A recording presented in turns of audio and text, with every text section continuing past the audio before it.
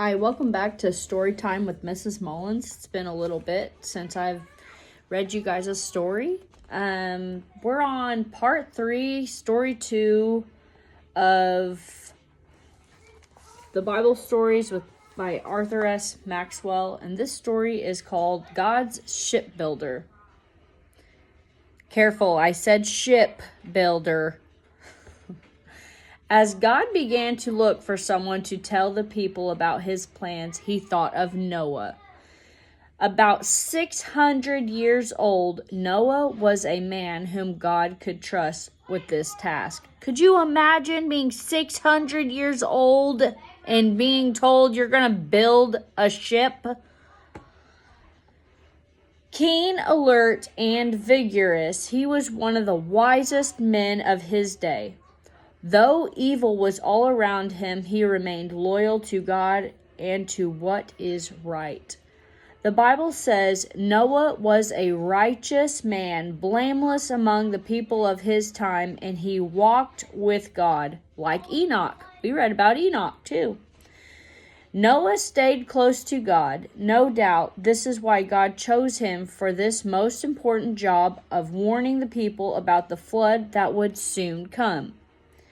Most likely, Noah was a farmer, a man of the soil.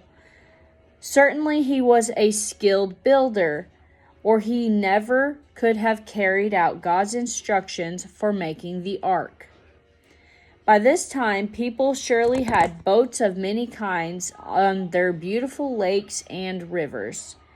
One day, one of the greatest days in history, God came to Noah and said, I am going to put an end to all people, for the earth is filled with violence because of them.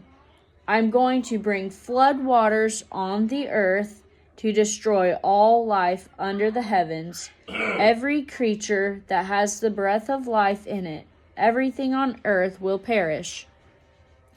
The news must have saddened Noah.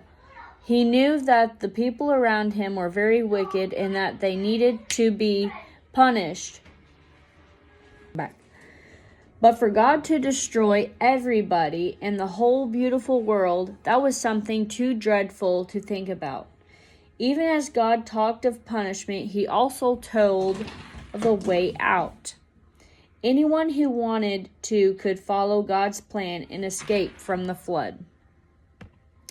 Make yourself an ark of cypress wood, God said. An ark? That meant something that would float.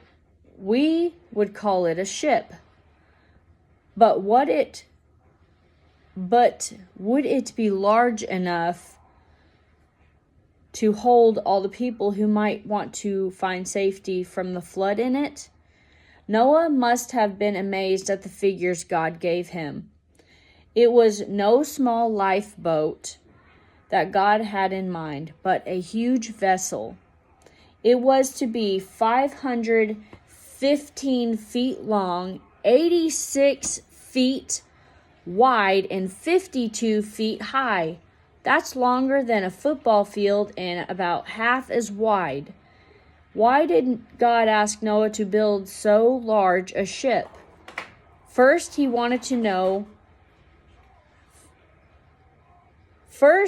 wanted all to know that the ship had room for them if they wished to be saved. Second, he planned to rescue many birds and animals in it. And third, he knew it would have to ride out the worst storms and the roughest seas of all time.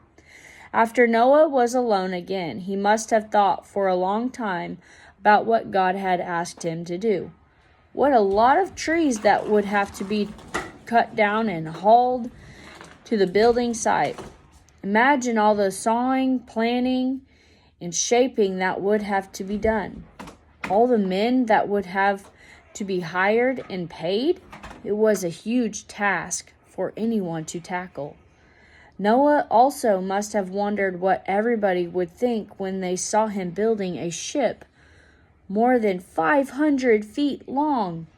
Most likely, they would say he was out of his mind, throwing his money away on a crazy idea. But Noah did everything just as God commanded him. People do just that, regardless of what others may think of them when they are walking with God. So Noah started to work, drawing the plans, preparing the lumber, and laying the keel. At first, the neighbors probably didn't take much notice, but the years went by, and one by one, the great wooden ribs of the vessel were fastened in place. It became clear that Noah was building a ship and not a barn. Noah's neighbors began to make fun of him. How they laughed. They could see no reason for building anything like this. What would anybody want with a boat this big? They probably felt quite sure it wouldn't float anyway, even if Noah could get it into the water. Noah tried to explain, but it was no use.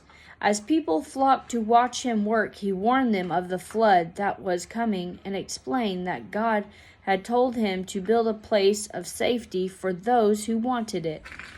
The more he tried to explain, however, the more they made fun of him. But he went on building and preaching just the same. And the last few years of that beautiful world slipped away. That ends the story for tonight. Hope that you enjoyed the story. I know that I always enjoy these stories, and it gives a little bit of his personal touch. I've read through all of them. There's 10 altogether. I've read through all of them with my oldest boy. Hope that this blesses you. I hope you have a wonderful night. God bless.